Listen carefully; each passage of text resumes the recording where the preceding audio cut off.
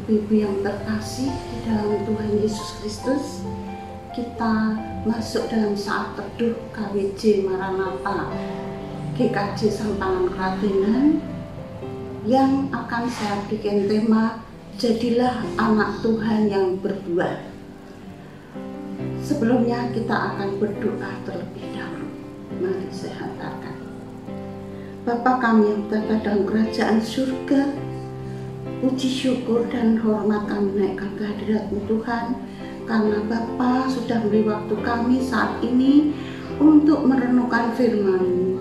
Kiranya Roh Kudus membimbing kami Tuhan, sehingga kami boleh mengerti akan firman-Mu dan boleh melakukan di dalam kehidupan kami hari lepas hari.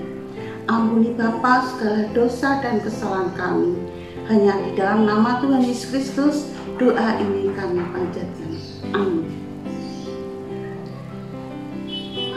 Kita akan belajar dalam firman Tuhan yang diambil dari kitab Ester 2 ayat 5 sampai 7, dilanjutkan ayat 15 sampai 17. Demikian firman Tuhan.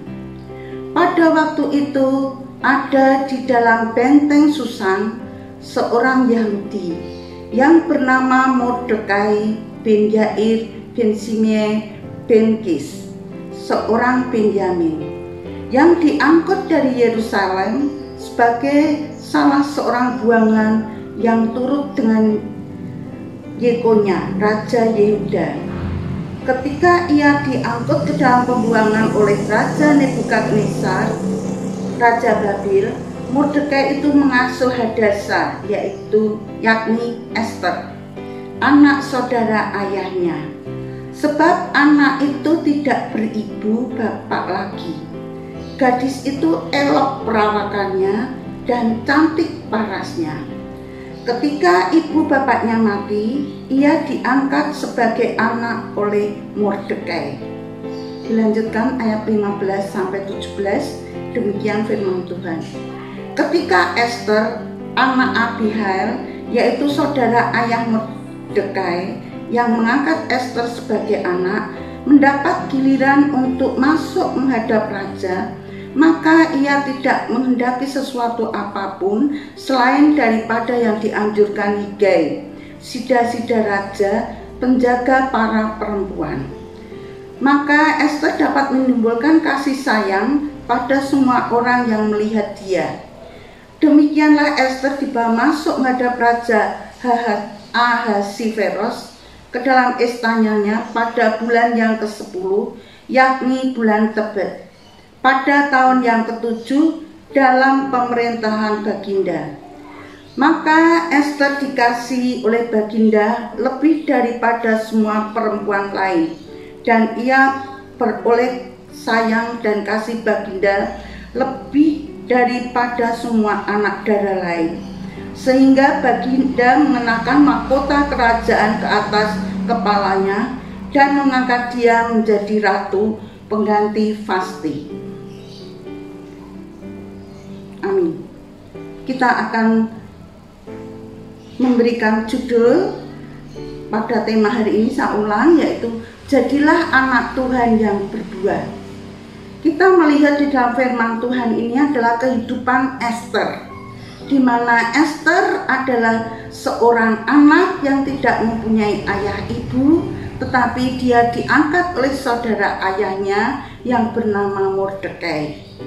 Mordekai sebagai ayah angkat, dia adalah ayah yang begitu mengasihi menyayangi Ester, membimbing, mengarahkan, dan menolong, melindungi, sehingga Ester tumbuh menjadi gadis yang mempunyai perawakan elok dan wajah yang cantik. Sehingga pada saat terjadi pemilihan ratu yang baru, Ester diminta untuk ikut dalam seleksi itu, sehingga dia seperti pada lomba-lomba lagu di TV, yaitu di karantina. Di dalam karantina itu Ester menampakkan hal-hal yang membuat semua orang menyayangi dia, sehingga di sini diperlihatkan bahwa Ester itu mempunyai kehidupan yang baik, menghormati mengasihi, murah hati, sehingga menimbulkan semua yang berada di sekitarnya merasa sayang dan penuh kasih. Demikian juga Hegai, sida-sida raja yang menjadi penjaga para perempuan dalam pemilihan itu, juga merasakan dia begitu mengasihi Ester, sehingga pada saat masuk dalam menghadap Raja Ahasiveros, maka raja melihat kasih dan merasa sayang kepada Ester, sehingga dipilihlah Ester sebagai ratu pengganti Vasti, dan dalam pemilihan itu dia juga lebih disayang daripada gadis-gadis yang lain. Ibu-ibu yang terkasih di dalam Tuhan, dari kehidupan Ester ini untuk selanjutnya kita lihat Ester lah yang dipilih Tuhan, di mana Ester akan membebaskan penindasan dari bangsa lain. Tapi dalam perikop ini saya hanya memberikan ilustrasi di mana Ester yang dipilih Tuhan sebagai ratu, di mana ratu pada zaman itu adalah seorang wanita yang memiliki derajat yang tinggi dan menjadi teladan bagi rakyatnya. Dan sifat seorang ratu Ester itu adalah menghormati raja, taat kepada raja, dan penuh kasih sayang. Demikian juga Ester juga memiliki sifat yang hormat kepada Mordekai, ayah angkatnya, karena Mordekai begitu melihat Ester dalam seleksi, dia selalu mengawasi tiap pagi melihat keadaan Ester. Dan Ester sangat menghormati karena dia memenuhi apa yang diminta oleh Mordekai, melakukannya. Nah, kita sebagai anak-anak Tuhan, karena di dalam Tuhan Yesus iman kita, maka kita disebut anak-anak Bapa. Kita boleh menyebut Tuhan Allah sebagai Bapa.